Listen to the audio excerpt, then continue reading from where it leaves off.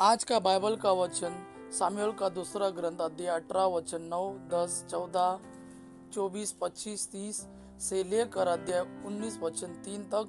और आज का सुसमाचार सन मरकुस के अनुसार अध्याय 5 वचन 21 से 43। सामुएल का दूसरा ग्रंथ अध्याय 18 वचन 9, 10, 14, 24, 25, 30 से लेकर अध्याय 19 वचन 3 तक। दाऊद के कुछ सेवकों ने संयोग से अबशालोम को देखा।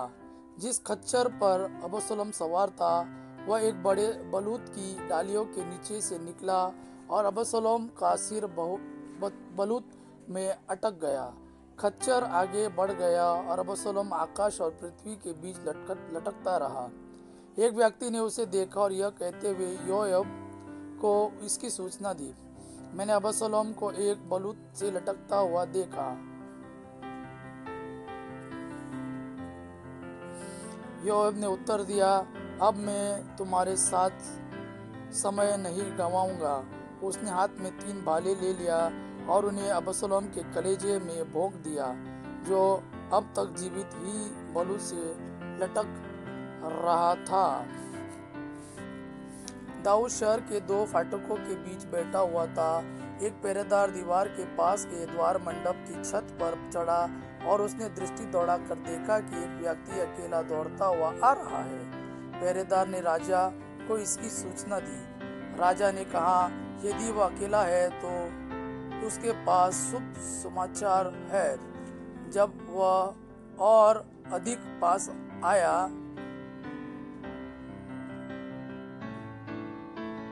तब पहरेदार ने एक दूसरे आदमी को भी दौड़कर आते देखा।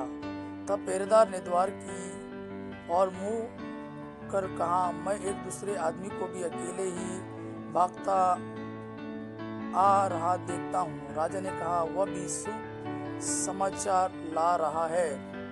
राजा ने कहा, उधर जाकर खड़े रहो, और यिर्मयाह ने वही किया।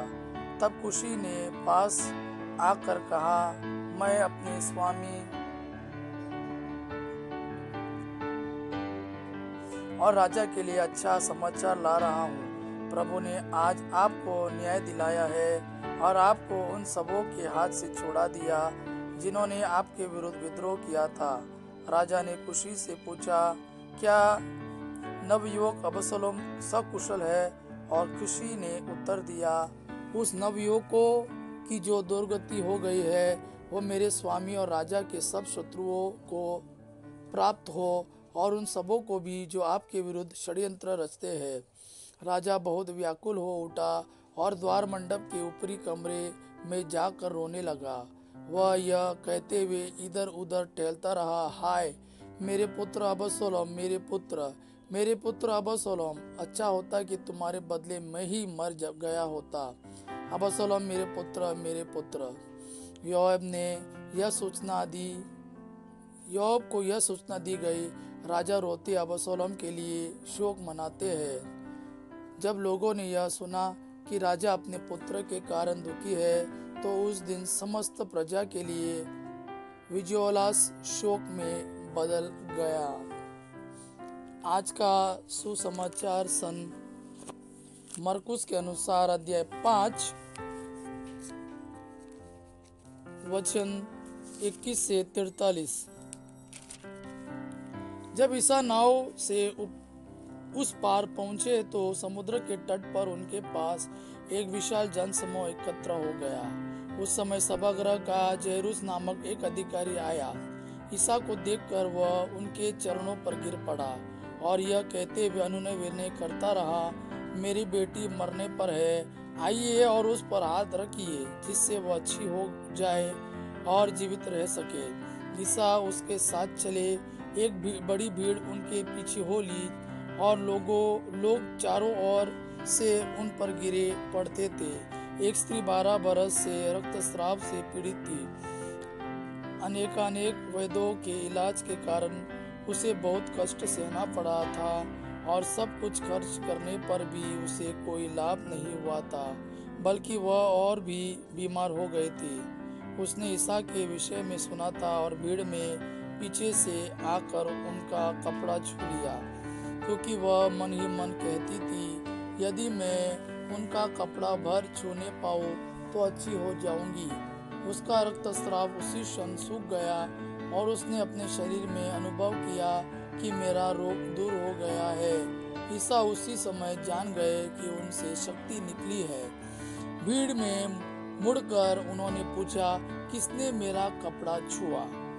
उनके शिष्यों ने उनसे कहा, आप देखते ही है कि भीड़ आप पर गिरी पड़ती है, तब भी आप पूछते हैं किसने मेरा स्पर्श किया?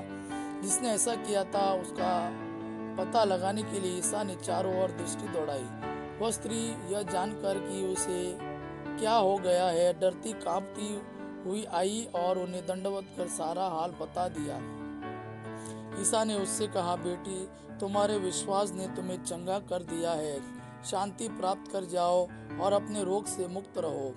ईसा यह कह ही रहे थे कि सभागृह के अधिकारी के यहाँ से लोग आए और बोले, आपकी बेटी मर गई है, अब गुरुवर को कष्ट देने की जरूरत ही क्या है? ईसा ने उनकी बात सुनकर सभागृह के अधिकारी से कहा, डरिए नहीं, बस विश्वास कीजिए। ईसा ने पेतरुस, याकूब और याकूब के भाई योहान के सिवा किसी को भी अपने साथ आने नहीं दिया। जब वे सभागृह के अधिकारी के यहाँ पहुँचे तो ईसा ने देखा कि कोलाहल मचा हुआ है और लोग विलाप कर रहे हैं। उन्होंने भीतर जाकर लोगों से कहा, यह कोलाहल, यह विलाप क्यों? लड़की मरी नहीं, सो रही है। इस पर वे उनकी हंसी उड़ाते रहे। ईसा ने सबको बाहर कर दिया और वह लड़की के माता पिता और अपने साथियों के साथ उस जगह आए जहाँ लड़की पड़ी हुई थी।